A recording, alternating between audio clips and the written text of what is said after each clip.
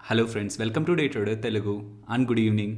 Sensex 1017 points down అయ్యి 54,303 దగ్గర close అయితే, నిఫ్టీ 276 పాయింట్స్ డౌన్ అయ్యి 16,202 దగ్గర క్లోజ్ అయింది. వెరస్ బ్యాంక్ నిఫ్టీ 602 పాయింట్స్ డౌన్ అయ్యి 34,484 దగ్గర క్లోజ్ అయింది. ఇవాళ మనకి సెన్సెక్స్, నిఫ్టీ అండ్ బ్యాంక్ నిఫ్టీలోనే బిగ్ ఫాల్ కనిపిస్తుంది, కానీ మిడ్ అండ్ స్మాల్ క్యాప్ స్టాక్స్లో ఇవాళ మనకి పెద్దగా ఫాల్ కనిపించలేదు. ఫస్ట్ మార్కెట్ ఓపెనింగ్కి ముందు ఎందుకని అంతలా గ్యాప్ డౌన్ మనకు కనిపించింది, ఓవర్ నైట్లో జరిగిన సినారియో ఏంటి, అది ఫస్ట్ తెలుసుకుందాం. తర్వాత మార్కెట్ ఇక్కడి నుంచి స్లైడ్ అవుతుంటే ఇంకెంతవరకు ఫాల్ ఉండడానికి పాసిబిలిటీ ఉంది, ఇది సెకండ్. అండ్ ఇలాంటి కండిషన్లో ఏ స్టాక్స్లో ఇన్వెస్ట్మెంట్ చేయడం బెటర్, ఈ 3 థింగ్స్ గురించి మాట్లాడుకునే ప్రయత్నం చేద్దాం. ఫస్ట్ థింగ్, అసలు ఎందుకని మార్కెట్స్ ఇవాళ ఇంతలా గ్యాప్ డౌన్ అయ్యాయి. ఇక్కడ నుంచి ఫ్యూ డేస్ బ్యాక్ మన కమింగ్ డేస్లో ఆర్బీఐ మీటింగ్ ఉండబోతుంది, ఈసీబీ వాళ్ళ మీటింగ్ ఉండబోతుంది, తర్వాత యూఎస్ సిపిఐ ఇన్ఫ్లేషన్ డేటా ఉండబోతుంది, అండ్ దాని తర్వాత నెక్స్ట్ వీక్లో ఫెడ్ మీటింగ్ ఉండబోతుంది. కాబట్టి అప్కమింగ్ డేస్ మనకి వోల్టైల్గా ఉంటాయని మాట్లాడుకున్నాం. ఆర్బీఐ మీటింగ్ కాకుండా ఈ 3 ఇంపార్టెంట్ బిగ్ ఈవెంట్స్ని మనం గమనించాలని కూడా ప్రీవియస్ వీడియోస్లో మెన్షన్ చేశాను. ఆ ఇంపార్టెంట్ ఈవెంటే ఓవరాల్గా గ్లోబల్ మార్కెట్స్ని డిస్టర్బ్ చేసింది. నిన్న ECB, European central bank equity markets నెగిటివ్గా తీసుకునేలా గ్రోత్ ఫోర్కాస్ట్ని కట్ చేస్తూ ఇన్ఫ్లేషన్ ఫోర్కాస్ట్ని పెంచారు. అలా ఇక్కడి నుంచి కొంత టైం బ్యాక్ 3.7% గ్రోత్ రేట్ ఉంటుందని వాళ్ళ ఫోర్కాస్ట్ ఇస్తే, ఇప్పుడున్న పరిస్థితులకు అంత గ్రోత్ ఉండదు. ఆ 3.7%ని 2.8%కి కట్ చేశారు, గ్రోత్ని కట్ చేశారు.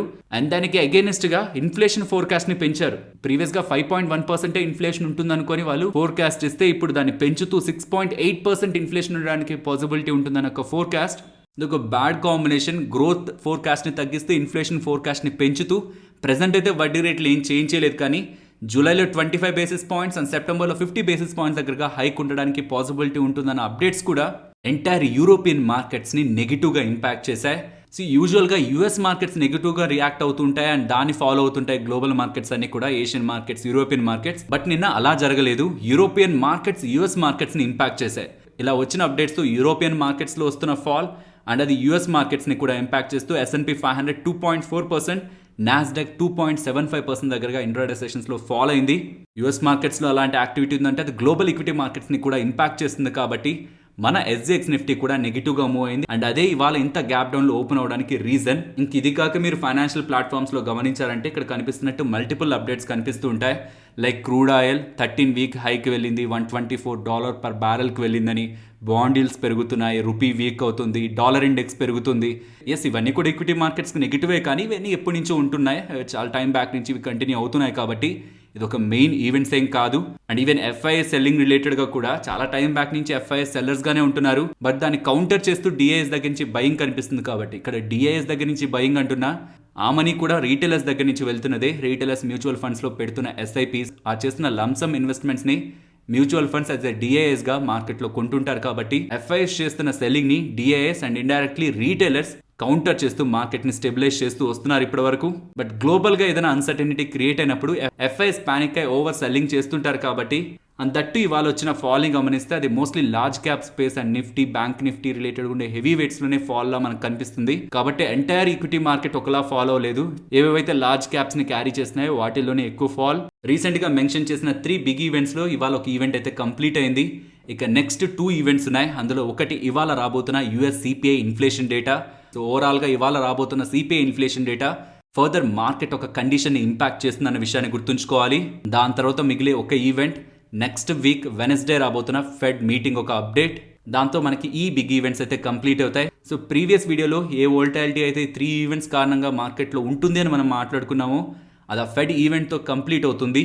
అండ్ ఇక్కడ నుంచి కూడా మార్కెట్ డౌన్ సైడ్కి ఫాలో అవుతుంటే ఆన్ పొజిషనల్ బేసిస్ బిలో 16,450, 15,740 వరకు కూడా నిఫ్టీలో స్లైడ్ ఉండడానికి పాసిబిలిటీ ఉంది. బట్ అది డైరెక్షనల్ గా ఆప్షన్ సెల్లింగ్ చేసే వాళ్ళు గమనించాల్సిన levels. But on intraday basis లో చూస్తున్నప్పుడు ఇవాళ అయితే సెకండ్ లెవెల్ ఆఫ్ సపోర్ట్ ని బ్రేక్ చేయలేదు. ఆ లెవెల్ దగ్గర సపోర్ట్ తీసుకొని అప్ సైడ్ కి అయితే మూవ్ అయింది.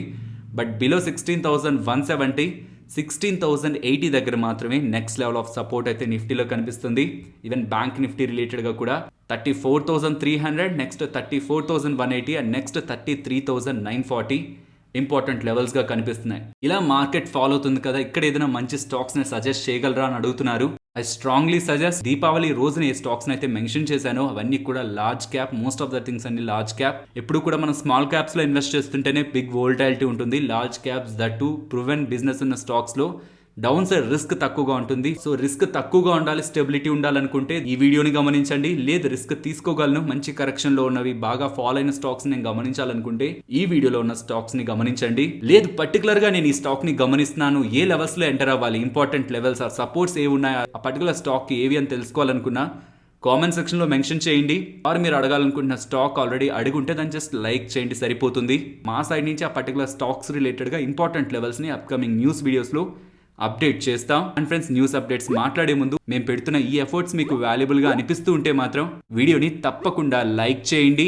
Next, American multinational investment management and financial services company అయిన మోర్గన్ స్టాన్లే వాళ్ళు ఈవెన్ ఇలా మార్కెట్ ఫాలో అవుతున్న ఈ పర్టికులర్ స్టాక్స్ రిలేటెడ్ గా పాజిటివ్ గా ఉన్నారని అండ్ ప్రెసెంట్ ట్రేడ్ అవుతున్న ప్రైజెస్ నుంచి ఈ స్టాక్స్ ఇంత పొటెన్షియల్ రిటర్న్ ఇవ్వడానికి పాసిబిలిటీ ఉంటుందనేలా వాళ్ళు ఇక్కడ వాటి టార్గెట్స్ అయితే మెన్షన్ చేస్తున్నారు. బట్ ఈ బ్లూంబర్గ్ అండర్లో సర్టెన్ అనలిస్టులు ఉంటారు. వాళ్ళు పర్టికులర్ స్టాక్స్ రిలేటెడ్ గా ఎంతమంది బై, ఎంతమంది హోల్డ్ అండ్ ఎంతమంది సెల్ రేటింగ్ ఇస్తున్నారన్న డేటాని ఇక్కడ మనం గమనించవచ్చు. పర్టికులర్లీ ఐటీసీ రిలేటెడ్ గా 31 అనలిస్ట్ దగ్గరగా బై చెప్తుంటే 4 అనలిస్ట్ దగ్గరగా సెల్ చెప్తున్నారు.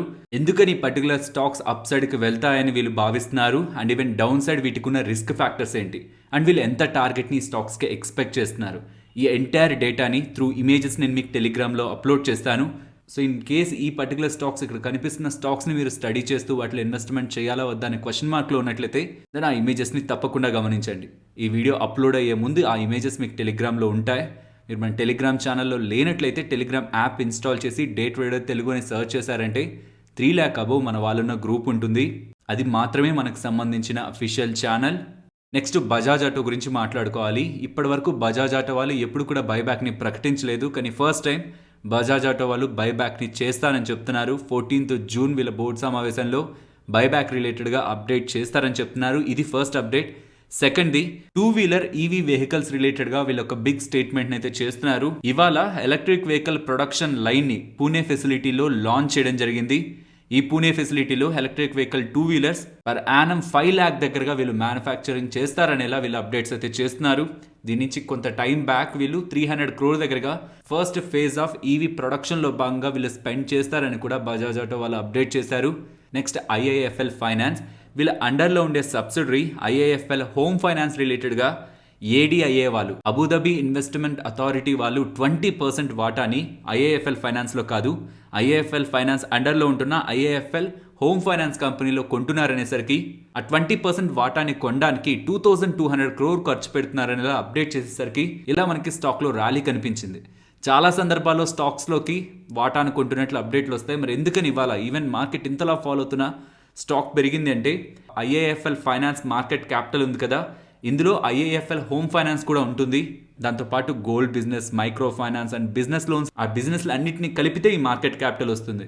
ఇప్పుడు వీళ్ళ అండర్లో ఉండే సబ్సిడరీ అయిన ఐఏఎఫ్ఎల్ హోమ్ ఫైనాన్స్లో 20% వాటాని 2200 crore పెట్టుకుంటున్నారంటే 100% వాటాని కొనాలంటే ఎంత అవుతుంది? 20% మల్టిప్లైడ్ బై 5 చేస్తే 100% అవుతుంది. కాబట్టి 2200 crore మల్టిప్లైడ్ బై 5 11,000 crore అవుతుంది. నిన్నటి క్లోజింగ్ ప్రైస్కి ఐఏఎఫ్ఎల్ ఫైనాన్స్ యొక్క మార్కెట్ క్యాపిటల్ 12,500 crore ఉంది. సో కేవలం హోమ్ ఫైనాన్స్ బిజినెస్ని 11,000 crore వాల్యూ చేస్తుంటే మిగతా గోల్డ్ బిజినెస్ కానీ, మైక్రో ఫైనాన్స్ కానీ, బిజినెస్ లోన్స్ కానీ ఇవన్నీ కలిపి 1,500 crore మార్కెట్ క్యాపిటల్కే వాల్యుయేషన్ అవుతున్నట్లు. కాబట్టి ఈ gold business, micro finance, business loan ఈ 3 బిజినెస్లు కలిపే 65% ఆఫ్ ఏఎం కలిగి ఉన్నాయి అండ్ 700 crore దగ్గరగా ప్రాఫిట్ని జనరేట్ చేస్తున్నాయి. ఎలా చూసినా ఆ 3 బిజినెస్లు కలిపి 1,500 crore మార్కెట్ క్యాపిటల్ సరికాదు. కాబట్టి దీంతో ఐఏఎఫ్ఎల్ ఫైనాన్స్ రిలేటెడ్గా ఇవాళ ట్రేడింగ్ సెషన్లో బయింగ్ యాక్టివిటీ కనిపించింది. ఇన్ సింపుల్ టర్మ్స్ వీళ్ళ హౌసింగ్ ఫైనాన్స్ సెగ్మెంట్ ఒక వాల్యూ అన్లాక్ అయింది. ఇప్పటి వరకు వాల్యుయేషన్ మార్కెట్ అనుకుంది వేరు, కానీ కొంటున్న వాళ్ళు ఇస్తున్న వాల్యుయేషన్ హైయర్ సైడ్ ఉంటుండేసరికి వీళ్ళ entire market capital majority of market capital కేవలం హౌసింగ్ ఫైనాన్స్ కే వెళ్ళిపోతుండేసరికి rest of the business related గా మార్కెట్ ప్రాపర్ వాల్యుయేషన్ ని అడ్జస్ట్ చేస్తూ ఇవాళ స్టాక్ ప్రైస్ లో ఇలాంటి ర్యాలీ అయితే మనకు కనిపించింది. అండ్ నెక్స్ట్, వెల్స్పన్ ఎంటర్ప్రైజెస్ ఈ స్టాక్ రిలేటెడ్గా కూడా ఇంట్రాడే సెషన్స్లో మంచి ర్యాలీ కనిపించింది. వీళ్ళ హైవే బిజినెస్ రిలేటెడ్గా ఉన్న మోస్ట్ ఆఫ్ ద అసెట్స్ని 6 అసెట్స్ని 6,000 crores సెల్ చేస్తారని చెప్తుండడం, ఈవెన్ 3,000 crore దగ్గరగా వీళ్ళకి రెగ్యులేటర్స్ తగ్గించి మనీ రావాల్సింది. ఈ ఎంటైర్ మనీతో వీళ్ళు డెట్ ఫ్రీ అవుతారనే మార్కెట్ ఎక్స్పెక్ట్ చేస్తుంది. బికాస్ ఇలా 6,000 crores ప్లస్ ఒక 3,000 crores నియర్ టు 9,000 crore దగ్గరగా వీళ్ళకి యాడ్ అవుతుంటే వీళ్ళ highway portfolio debt present 3,627 crore మాత్రమే ఉంది. సో అది క్లియర్ ఆఫ్ చేసుకోగలరు వీళ్ళు. దీంతో నెట్ డెట్ ఫ్రీ అవుతారని మార్కెట్ ఎక్స్పెక్ట్ చేస్తూ ఇంట్రాడే సెషన్స్ లో స్టాక్ ప్రైస్లు ఇలాంటి మూవ్ కనిపించింది. ఇంత పెద్ద మొత్తంలో అసెట్స్ ని సెల్ చేసాక కంపెనీకి మిగిలేదేముంది? ఈవెన్ దీని తర్వాత కూడా వీళ్ళ దగ్గర 12,500 crore ఆర్డర్ బుక్ ఉంటుంది. 2 HAM ప్రాజెక్ట్స్ ఉంటాయి, వాటి వర్త్ 3,900 crore. ఇది యాక్చువల్లీ మార్కెట్ క్లోజ్ అయ్యాక వచ్చిన అప్డేట్, కానీ నిన్నటి ట్రేడింగ్ సెషన్ లోనే స్టాక్ 6% పెరిగింది. సో ఇలాంటి అప్డేట్ ఉండబోతుందనేలా మార్కెట్ లో ఆల్రెడీ స్పెక్యులేషన్ ఉన్నట్లుంది. అండ్ ఈవెన్ అలా నిన్న పెరిగిన తర్వాత 6% పెరిగాక కూడా ఇవాళ 8% దగ్గరగా ఇంట్రాడే సెషన్స్ లో ర్యాలీ అయింది. నెక్స్ట్ డాక్టర్ రెడ్డీస్ గురించి మాట్లాడుకోవాలి. వీళ్ళ అండర్ లో ఉండే సబ్సిడరీ ఆరిజిన్ డిస్కవరీ అనే కంపెనీ ఒలిమా ఫార్మా వాళ్ళతో కొలాబరేట్ అయినట్లయితే అప్డేట్ చేస్తున్నారు. In simple terms, doctor Reddy's అండర్లో ఉండే కంపెనీ వేరొక ఫార్మాస్యూటికల్ కంపెనీ వీళ్ళిద్దరూ కూడా కంబైన్ అయి క్యాన్సర్ రిలేటెడ్ థెరపీస్ పై వర్క్ చేస్తారని చెప్తున్నారు. ఇలా వీళ్ళిద్దరూ కంబైన్ అవుతున్న దానికి వీళ్ళ అండర్లో ఉండే సబ్సిడరీకి $8 million దగ్గరగా ఇంకొక ఫార్మా కంపెనీ ఒలిమా ఫార్మా కంపెనీ వాళ్ళు పే చేస్తారని, ఇఫ్ వీళ్ళ సబ్సిడరీ కానీ ఈ క్యాన్సర్ థెరపీస్ ఏదైనా మైల్ స్టోన్స్ని అచీవ్ అయితే, లైక్ డ్రగ్ డిస్కవరీస్ ఏదైనా మైల్ స్టోన్ని అచీవ్ అయితే అప్పుడు నియర్లీ $60 million దగ్గరగా వీళ్ళ సబ్సిడరీకి అందుతుందని, ఒకవేళ డ్రగ్ డిస్కవర్ అయ్యి అది కమర్షియల్ ప్రొడక్షన్కి వెళ్తే $370 million మనీ వీళ్ళ సబ్సిడరీకి వస్తుందని, అండ్ ఈవెన్ ఆ డ్రగ్ ఎంతవరకు అయితే సేల్ అవుతుంటుందో వాటిపై పర్సంటేజ్ లో కూడా రాయల్టీ కూడా వీళ్ళ సబ్సిడరీకి వస్తుందని ఇలా డాక్టర్ రెడ్డీస్ వాళ్ళైతే అప్డేట్ చేస్తున్నారు. నెక్స్ట్ ఎల్ఐసి గురించి మాట్లాడుకోవాలి. మార్కెట్ ఫాలో అవుతుంది, దీంతో స్టాక్ కూడా ఫాలో అయింది. బట్ దీనికి అడిషనల్ గా రీసెంట్ గా అనుకున్నట్టు ఇవాళ June 10th యాంకర్ ఇన్వెస్టర్స్ ఒక లాక్-ఇన్ అయితే కంప్లీట్ అయింది. And rest of the IPOs ఏవేవైతే రీసెంట్ టైమ్స్ లో లిస్ట్ అయ్యాయో వాటికి సంబంధించిన యాంకర్ లాక్-ఇన్ డేట్స్ ని కూడా ఇక్కడ స్క్రీన్ పైన గమనించవచ్చు. నెక్స్ట్ గ్లోబల్ స్పిరిట్స్ గురించి మాట్లాడుకోవాలి. ఇవాళ ఒక పాయింట్ లో నెగిటివ్ గా ట్రేడ్ అవుతున్న స్టాక్ సడన్ గా ర్యాలీ అవుతూ 3% దగ్గరగా పాజిటివ్ గా మూవ్ అయింది. రీజన్ ని గమనిస్తే ఇథనాల్ ని ప్రొడక్షన్ చేస్తున్న కంపెనీస్ దగ్గర నుంచి, లైక్ గ్లోబల్ స్పిరిట్స్ కానీ షుగర్ కంపెనీస్ కానీ, ఈ కంపెనీస్ దగ్గర నుంచి ఇథనాల్ ని కొంటున్న ఆయిల్ మార్కెటింగ్ కంపెనీస్ ఇప్పటి వరకు వాళ్ళు పే చేస్తున్న ప్రైస్ పై అడిషనల్ గా పే చేస్తూ రిలీఫ్ స్కీమ్ ని ఆయిల్ మార్కెటింగ్ కంపెనీస్ అయితే ప్రకటించాయి. అండ్ అందులో damaged food grain based ethanol కి highest relief amount per kilolitre ప్రకటిస్తుండేసరికి June 1st, 2022 నుంచి November 30, 2022 ఇన్ బిట్వీన్ ఇలా పెరిగిన ప్రైజులు వీళ్ళకి వర్తిస్తాయని, ఇప్పటి వరకు రిసీవ్ చేసుకుంటున్న అమౌంట్ పై పర్ లీటర్ $2.30 అండ్ $1.40 దగ్గరగా గ్లోబల్ స్పిరిట్స్ వాళ్ళకి అడిషనల్ గా పర్ లీటర్ అడ్వాంటేజ్ ఉండబోతుందని వీళ్ళు అప్డేట్ చేస్తూ ఇవాళ ఎక్స్చేంజెస్ కి ఇన్ఫార్మ్ చేసేసరికి OMCs oil marketing companies provide చేసిన ఈ రిలీఫ్ స్కీమ్ లో భాగంగా వీళ్ళు అడిషనల్ గా ప్రాఫిటబిలిటీని పెంచుకోగలరు. కాబట్టి బికాస్ పర్ లీటర్ అంతకుముందు పే చేస్తున్న ప్రైస్ కంటే ఇప్పుడు ఇంకా అడిషనల్ గా పే చేస్తామని ఆయిల్ మార్కెటింగ్ కంపెనీస్ చెప్తున్నాయి. కాబట్టి ఇది వీళ్ళు మార్జిన్స్ అండ్ ప్రాఫిటబిలిటీని పాజిటివ్ గా ఇంపాక్ట్ చేస్తుందని మార్కెట్ ఎక్స్పెక్ట్ చేస్తూ స్టాక్ ఇంట్రాడే సెషన్స్ లో 3.5% దగ్గరగా పాజిటివ్ గా మూవ్ అయింది. అండ్ రీసెంట్ టైమ్స్ లో స్టాక్ ఫాలో అవుతున్నప్పుడు ఏ లెవెల్స్ దగ్గరకు వస్తే మనం బయింగ్ యాక్టివిటీ చేయొచ్చు అనుకున్నప్పుడు 854 to 754 ఆ 100 point బయింగ్ జోన్ అనుకున్నా. అండ్ ఆ నెక్స్ట్ ట్రేడింగ్ సెషన్స్ లో ఆ లెవెల్స్ దగ్గరికి ఫాలో అయిన తర్వాత ప్రెసెంట్ 1000 దగ్గరగా స్టాక్ ప్రైస్ ట్రేడ్ అవుతుంది. If in case market stock follow అవుతూ ఈ జోన్స్ దగ్గరికి వస్తున్నట్లయితే then based on previous price action ఈ 100 points ని ఇమీడియట్ సపోర్ట్ జోన్ గా అయితే గమనిస్తున్నాను. ఈవెన్ ఇది షుగర్ కంపెనీస్ కి and even sugar companies related గా ఇథనాల్ ప్రొడక్షన్ కి హెల్ప్ చేస్తుండే ప్రాజెక్ట్ కూడా ఇది అడ్వాంటేజ్ నే ఇస్తుంది. బికాస్ అడిషనల్ గా పే షుగర్ కంపెనీస్ కి వస్తున్నట్లయితే మీన్స్ ఇలా ఆయిల్ మార్కెటింగ్ కంపెనీస్ సైడ్ నుంచి కూడా రిలీఫ్ స్కీమ్స్ వీళ్ళకి వస్తున్నట్లయితే వీళ్ళు ఇంకా ఫర్దర్ గా ఇథనాల్ ప్రొడక్షన్ పై ఫోకస్ చేస్తారు.